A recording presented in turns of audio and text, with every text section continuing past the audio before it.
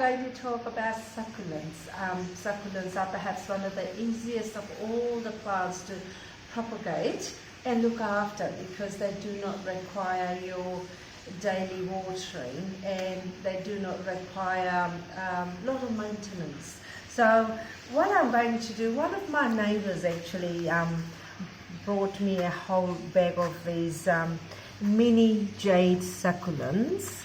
And what I'm going to do is literally take the top off and plant them in a little pots. And although this is not something that it's in my garden, but well, surely I will have soon, won't I? Because she has given me some nice ones, and they are just called mini jade succulents. So something that I'm going to plant. And although she also brought me this particular aloe, and it's from a maculata family, and also it could also be a saponaria, and I don't really know the difference between the saponaria and the maculata, but you know, some of you might know the difference, but I certainly don't. But she brought me one of these, and I will show you how to pot this in a pot, in a little pot.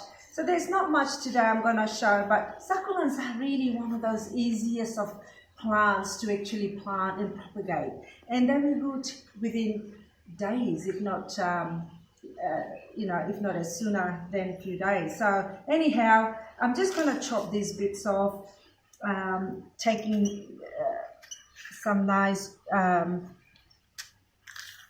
branches off, as I don't really want too much of it, and they just grow like mad really. And it's one of those succulents that you could even throw in out there in the soil and it will grow. As you can see, it's already rooting. This little beautiful rooting here. So as you know, in a couple of days it will start rooting, and I'll have plenty of those plants. Now I've actually got some of these little pots, because succulents really don't like huge pots, because you're only wasting a lot of space providing them in a huge containers or pots. You only need a little, say 5 centimeter diameter pot with about 5 centimeter length as well. And just buy yourself some of this pectine mix. It's one of the easiest mixes for succulents, because they've got everything in them. It's the Osmocote Biscops, and that's normally what I use 100% on succulents. And if you wanted to put a bit of sand in it, you could possibly do that too, because it wouldn't harm. And all this goodness is in it, like the wetter, the so-called the wetting agent, and also the calcium also got NPK. So I'm not going to put too much fertilizer in it. All you do is as simple as plonking them in the soil, really, in this pot. And as you can see, they're not hard to propagate, they're not hard to look after. It's possibly one of the easiest of all the plants to germinate and to propagate. That's why people like them, because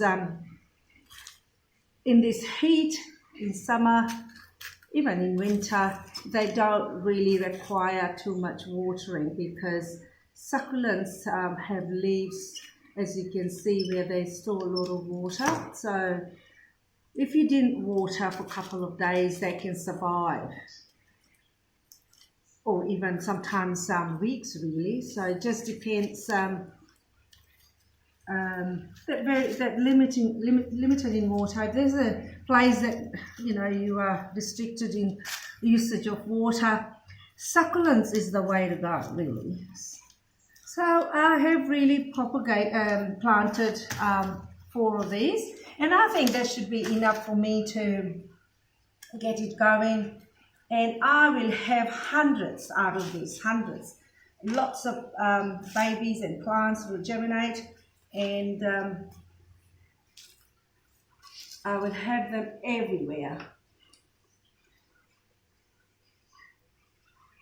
As you know, I do sell them, so if you like to buy them, you're most welcome to send me a message, SMS me,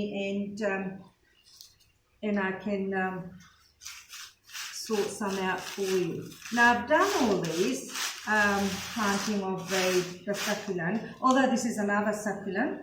This one, the maculata or saponaria aloe, she just bought me like this, so I'm gonna just tidy it up with a lot of dead leaves and stuff, and I'll just chop them all off. Easily done. Chopping the dead leaves off, and these are actually a new shoot.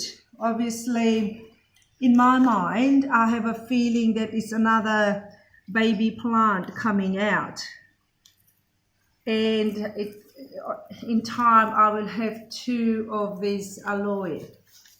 I'm going to just pop them into a bigger pot with the same soil, because aloe do like sandy kind of mixture soil with a lot of sand and not too much goodness in the soil, because a lot of succulents don't like the really good quality soil.